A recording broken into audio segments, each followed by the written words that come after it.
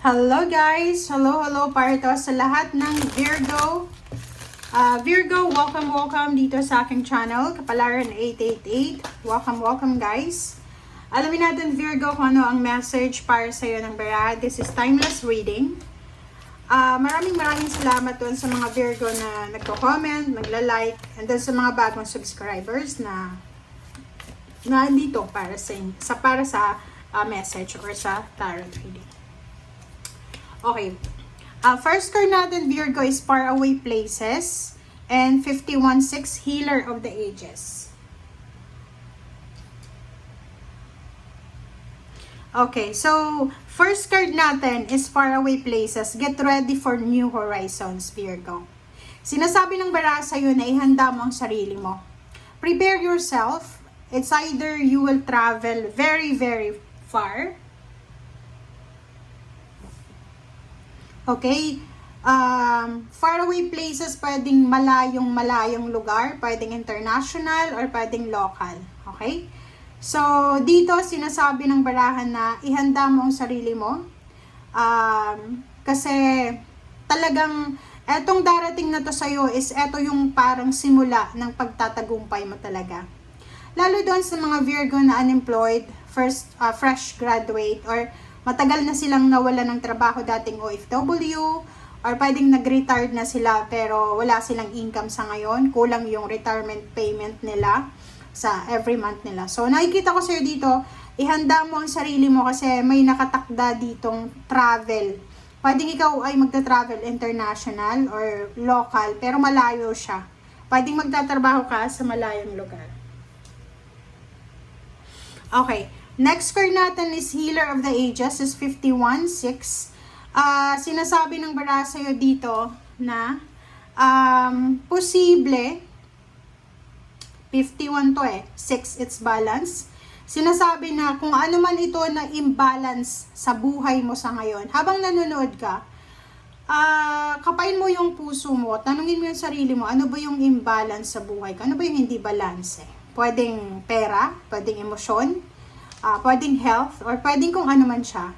Dito sinasabi ng baraha, yun din, ihanda mo ang sarili mo para sa healing na darating sa'yo. So, kung makikita mo, is fire, diba? So, sinasabi ng baraha sa'yo na magiging sobrang confident ka, magiging sobrang thankful and grateful ka. Kasi lahat ng mga ina-attract mo, parang nagpa-practice ka ng law of attraction. Lahat ng yan na ina-attract mo ay mapapasayo. Okay.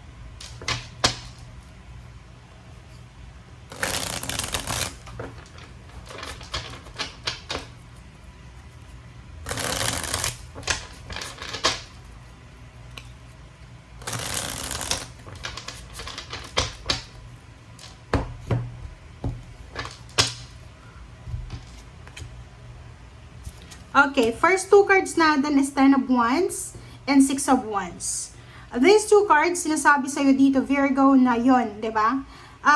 Ano man ito na wala ka sa ngayon, ay posibleng mapapasayo to. Maybe in June, maybe 6 months from now, so magbilang tayo, it's either June siya, it's either 6 years from now, it's either April, May, June, July, August, September, October, so maybe October. Malaking pera, malaking victory and success ang makukuha mo. 10 of Wands, sinasabi ng baraha sa'yo dito na yung mga obligasyon mo sa buhay ay kumbaga the more na magpo-progress ka, the more na lalaki yung kita mo, the more din na magkakaroon ka ng maraming obligations and duties and responsibilities. Kung kaya't ilagay mo yan sa sa isip mo na hindi ibig sabihin na marami kang pera, pwede mo na siyang gastusin in one shot, parang one day millionaire. Hindi.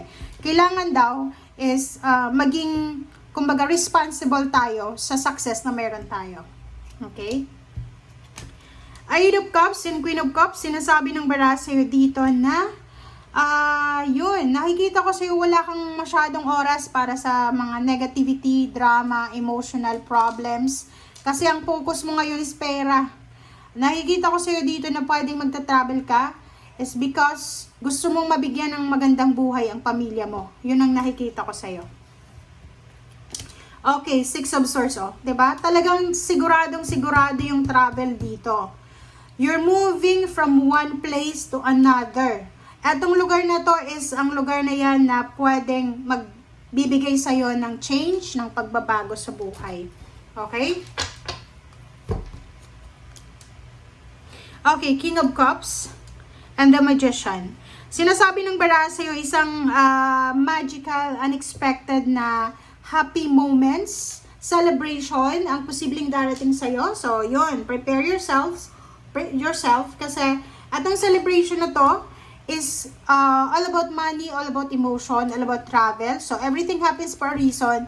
Kung ano man itong nangyari sa'yo sa past, may rason kung bakit nangyari yon, and kung ano man ang nangyayari sa'yo sa kasalukuyan, may rason kung bakit nangyayari yan. So, nakikita ko sa'yo dito, sobra-sobra kang confident, sobra-sobra kang happy, thankful, grateful, excited dahil sa pagbabagong magaganap na to sa buhay mo. Okay?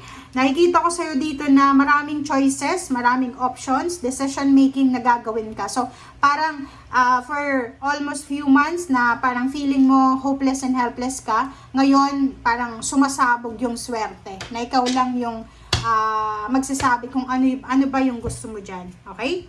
So, Nine of Cups, sinasabi ng baraha sa'yo dito, isang emotional fulfillment, isang emotional satisfaction ang mararamdaman mo. So, parang, halimbawa, marami kang wini-wish para sa pamilya, makapagtapos ng pag-aaral yung kapatid, magulang, kung magulang ka, yung anak mo, yung apo, pamangkin, ganyan, ganito. So, marami kayong mga emotional wishes na posibleng mangyari na. Kung dati ay sobrang dilim ng relationship mo, like for example, sa pamilya, away ng away, sa mag-asawa, walang direksyon. Ngayon, sinasabi ng barahan na may direksyon na, may liwanag na eh. Parang sinasabi diyan sa'yo na etong panahon na ito ay mabibigyan linaw yung mga madidilim sa buhay mo sa nakaraang mga taon.